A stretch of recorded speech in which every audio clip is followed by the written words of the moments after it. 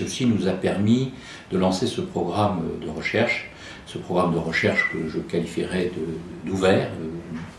On pourrait même parler d'open recherche, d'open innovation si vous voulez, et qui a comme ambition, analysant le passé, c'est-à-dire pratiquement les 30 dernières années et le futur, c'est-à-dire aujourd'hui et demain, de définir ce que pourrait être le design de l'entreprise 2020.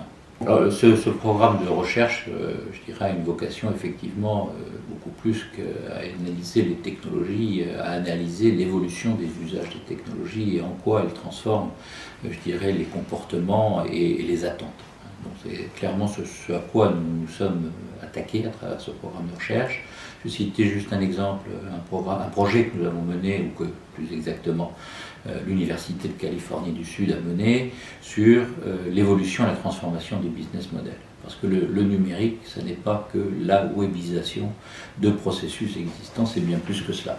Et donc c'est ce que cette étude a notamment illustré à travers un cas, il y en avait plusieurs, mais enfin entre ces cas, il y en a un qui me semble assez représentatif de ce qu'est la transformation numérique. Le cas est de Nike.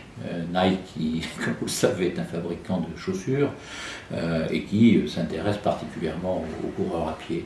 Eh bien, Nike, il y a quelques années, a fait ce constat que les coureurs à pied étaient des gens qui mesuraient ou aimeraient mesurer fréquemment leur performance, mais aussi étaient des gens qui, en courant, écoutaient de la musique, à l'époque avec leurs iPods.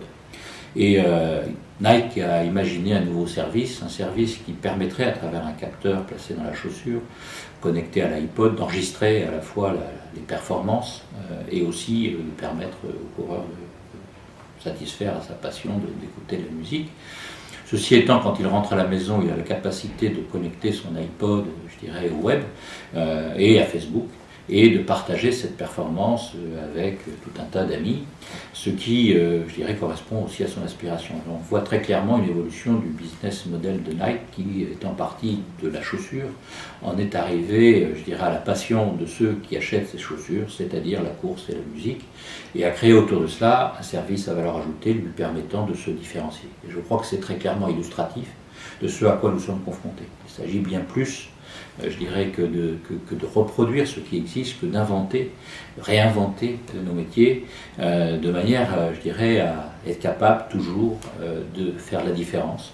Parce que dans l'économie dans laquelle nous vivons, je dirais, cette nécessité absolue de faire la différence par rapport à ses concurrents est juste devenue un élément vital. C'est clair que dans ce monde de plus en plus ouvert, la relation avec les fournisseurs est aussi un élément tout à fait clé du succès de nos projets, de nos systèmes d'information eux-mêmes. Ça a toujours été le cas et c'est d'ailleurs même une vocation historique du SIGREF que de développer cette relation avec les fournisseurs et aussi entre nos membres vis-à-vis des fournisseurs. Tout à fait clair. Ce que l'on souhaite, c'est, je dirais, établir la transparence. Et donc nous avons effectivement, je ne vais pas les citer, je ne cherche pas à faire la publicité de tel ou tel, mais des relations construites, élaborées, continues, avec les très grands fournisseurs, et notamment les très grands éditeurs de logiciels, ce qui ne veut pas dire que nous n'avons pas avec les autres, mais ceux-là, je dirais, on a une attention tout à fait particulière parce que, comme on peut l'imaginer, les solutions qu'ils nous offrent sont parfois des solutions qui s'inscrivent dans une durée longue. Et donc, de fait, il y a toujours un risque, quelque part, que, étant installé, il bénéficie, je dirais, d'une sorte de rente de situation qui, évidemment, n'est pas dans l'intérêt de nos membres et de nos entreprises. Donc, il s'agit d'avoir de la transparence sur, évidemment, les offres, mais aussi les modèles de tarification, les évolutions de ces modèles de tarification.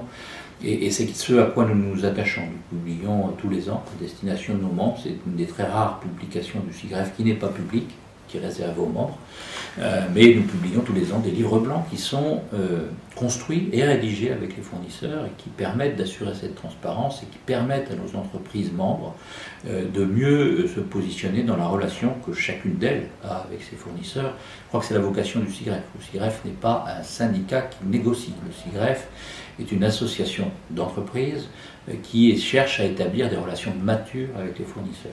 je pense que les fournisseurs sont aussi dans ce monde, qui est non seulement un monde de collaboration, mais aussi un monde de coopétition, je dirais, sont un des éléments fondamentaux de l'écosystème parce qu'ils sont à même de nous apporter, je dirais, parfois des solutions que nous sommes bien incapables par nous-mêmes de construire.